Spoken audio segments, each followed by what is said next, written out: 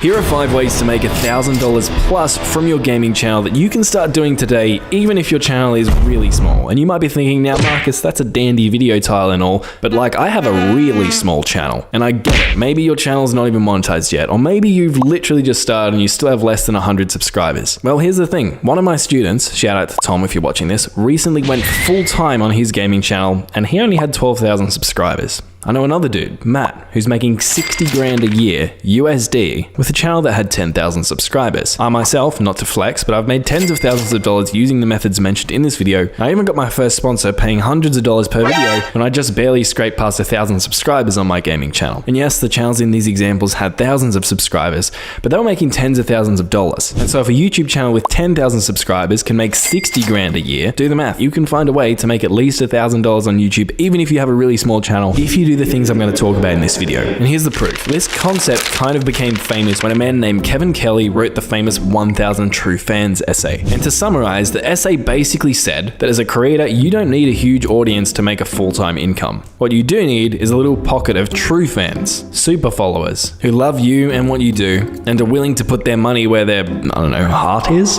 Is that a saying? Now later in this video, I'll show you more about how you can get those true fans, if you don't already have them on your channel. But first, let's run some numbers. And here's how it can work for the context of this video. Let's say you only have 100 subscribers, but out of those 100 subscribers, 20 people are actually hardcore fans. If each one of those 20 people is willing to part with $50, and it doesn't even have to be all in one go, maybe it's $50 over the course of 6 months or a year. You do yourself some quick maths and you'll find, voila, you have $1,000. And you know what? You might not even need 20 super fans. If you have 10 super-de-duper fans, wow, that was cringy.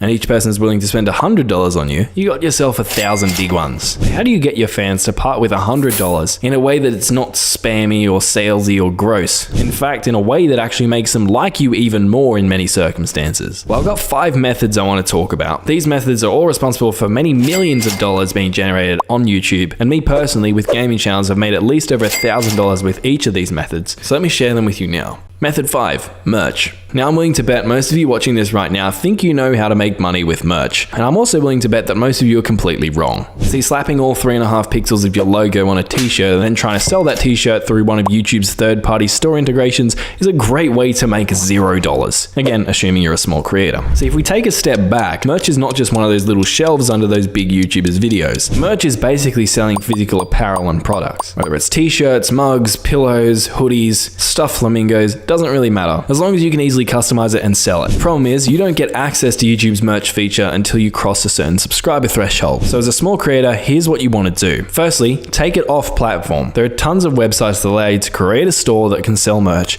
and then link to that store in the descriptions of your videos. And I want to put a pin in something there, and that is taking things off platform is a principle I want you to take with you throughout the remainder of this video. Whenever you can, you want as much control over your money-making methods as possible. And obviously, when you get larger, you'll have to run the numbers, but anything completely governed by YouTube's partner program is, in my opinion, risky. Another thing you want to do if you want to be successful with merch is to make it about your audience. See, most people just take a logo or their face and slap it on a t-shirt. Try to see if you can find a way to make a shirt that your ideal audience would actually want, regardless of whether you were the one selling it or whether they saw it down at Kmart. Or Walmart for you American folks. Try to make the thing as objectively good and about them as possible, and you'll find that your products will then appeal to more people and you'll get more sales. Another thing you want to do is jack up the price. See, the problem with merch is that if you're selling t-shirts for $20, which would probably cost you about $8 to print and ship, assuming you don't want to do any warehousing, and so that means you're only making about $12 per sale. And you need to sell a lot of t-shirts to make decent money from $12 per sale. And this is a huge mistake I made when I first tried to start selling merch, and it's why my merch store died. So what you want to do is you want to jack up the price, and there are a couple of ways you can do that. Firstly, sell premium stuff. See, selling a premium shirt, firstly, it's going to be a much nicer shirt, but it'll only cost you probably an extra, $3 to $6 to actually create. But when it becomes a premium shirt or a premium hoodie, you can jack up the price of that thing, $10, $20, and people will still buy it. So your margins or the amount of money you make per sale become a lot better. Another thing you can do is upsell or sell in bundles. You know the classic McDonald's, would you like fries with that? You want to do that, but on your store. Instead of selling individual t-shirts, see if you can sell bundles of 4 t-shirts or 3 t-shirts. Or maybe you can bundle different products together and people get a discount. And now you'll be getting $50 to $100 profit per order instead of, $15 to $20, which is super important, especially if you're not getting a large volume of orders. For example, on one of my crappy t-shirt launches back in the day, I made $1,134 from 11 people. You want to be thinking high ticket, not low ticket. Now, if you want me to make a full video on print on demand and merch and all that kind of thing, let me know down below, but let's move on to the next method. Method 4, prostitution. What? No, crowdfunding. Yeah, that's what I meant to say.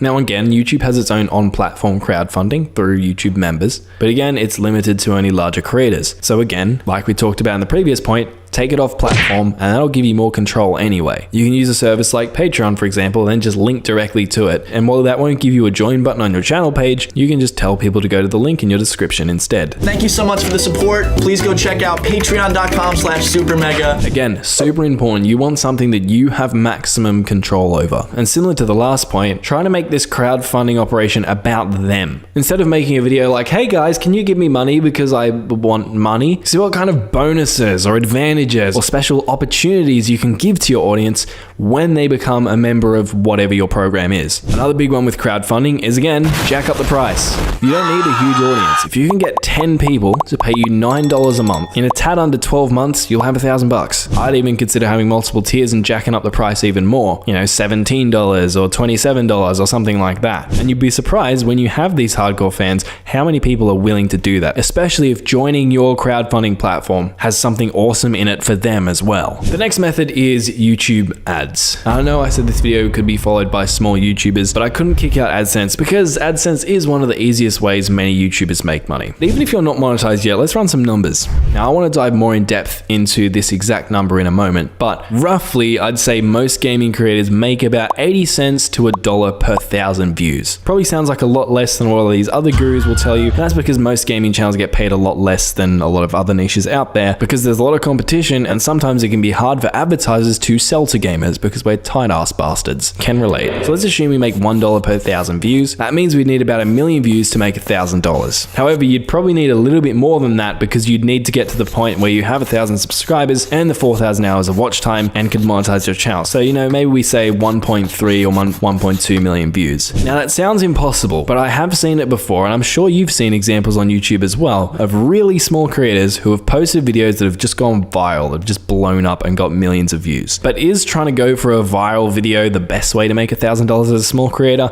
No, it's probably not. So now that we've paid YouTube AdSense its dues, I want to talk about method 2, sponsors. Now you're probably thinking, but no one wants to sponsor me, Marcus. I only get 30 views on my videos and it's not going to be worth their money. And you're 100% right, your channel sucks and you're a pathetic loser. I'm joking, but in all seriousness, there are multiple reasons why sponsors actually sponsor creators and do brand deals with them. Sure, one of those reasons is so the sponsors can generate attention and sales for their product or service. But believe it or not, and this is coming from someone who's done digital marketing and has actually been on the other end of the spectrum, it's not the only reason. Another big reason why brands will sponsor YouTubers is to get content that they can then use on their social media or on their ads or on their website. Another reason is so that brand can say they have brand ambassadors. Because if a brand says they've got brand ambassadors or sponsors, it adds social proof to that brand, makes it more likely that your audience will trust that brand and buy as well. So as a small creator, you can't really offer much promotion to sponsors because you don't really have many views at the moment. They ask you how you are, you just have to say that you're fine when you're not really. What you can do is be a great brand ambassador and create awesome content for them. To get really good content, brands and marketers usually have to pay copywriters and videographers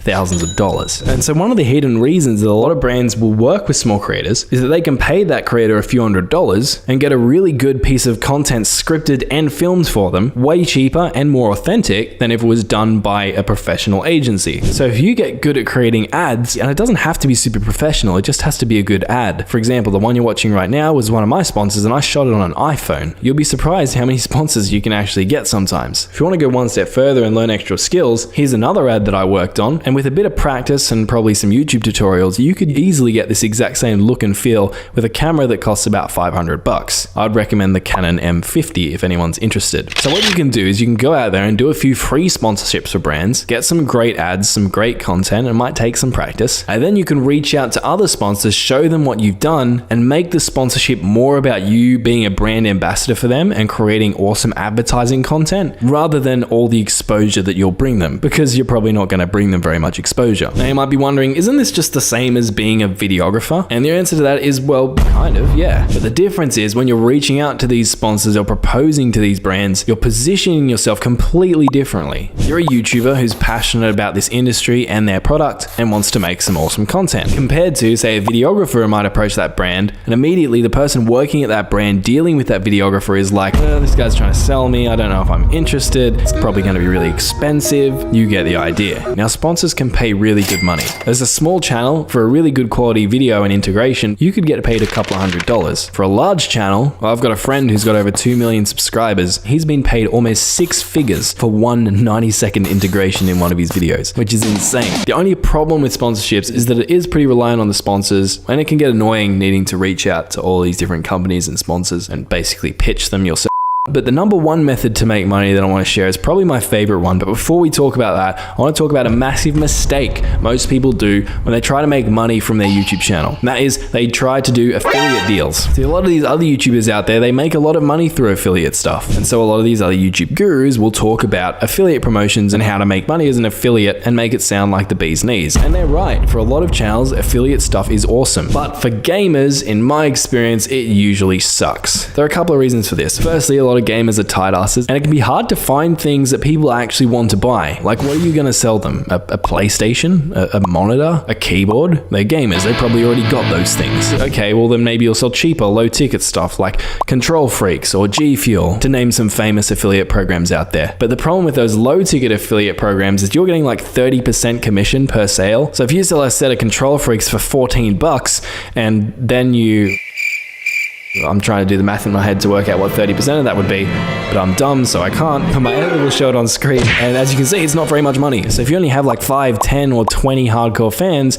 even if all of them buy a pack of Control Freaks from you, like whoopee-doo, you got yourself an Uber ride. So unless you're in a very specific niche that has some high-ticket products, an example might be, say, V-Racing, where there are the virtual reality headsets, there are the steering wheels, there are the clutches, the pedals, all of those knickknacks that are somewhat high-ticket, and people who are into that kind of thing have probably spent money on that sort of equipment in the past. And even if you're only making, say, 20 or 30% commission, you're still making $50-$60 for a $200 steering wheel, then I'd say, yeah, try it. But for most of you, that's not going to be you. So don't bother playing around with these low ticket affiliate programs. Trust me, I've tried so many of them and it's almost awesome. And that brings us to what is probably my favorite method of making money through your YouTube channel, and that is creating your own digital products. This is the epitome of making money from your YouTube channel. Firstly, they are your products, so you have total control. You sell them externally. You get massive margins because, I mean, they're digital, so you get like 100% margin. And there's usually very little upfront cost to actually warehouse or produce them, because you don't have to warehouse them, and you can produce them using most of the skills that you've probably already acquired through being a YouTuber. Now, examples of digital products could be cheat sheets for particular games. Maybe they're planners for certain game strategies. Maybe you're a tech wizard and you're able to create special mods or texture packs that you can play in your videos, and if other people want to play those same mods and texture packs, they have to buy them from you. Or if you're feeling brave, you can even play around with NFTs. Another awesome one, if it works for your kind of niche, is online courses, and they can be really great because they're high ticket. You can easily charge a few $100s for a course and no one will bat an eyelid. But if you're charging a few $100s for like an ebook, people will call you crazy, even though those two things could have the exact same information in them. But there's one big problem here, because even though we've mathematically proven at the beginning of this video that you don't need a large audience to make money with any of these 5 methods we've talked about, you might be thinking, but Marcus, what if I have 0 or not enough hardcore fans to even make these methods work? Well, if that's you, my advice is you should watch this video next, because it's going to teach you how to put yourself in your viewers' shoes so you can better understand, find, and convert hardcore fans in a simple 5-step process. Check it out.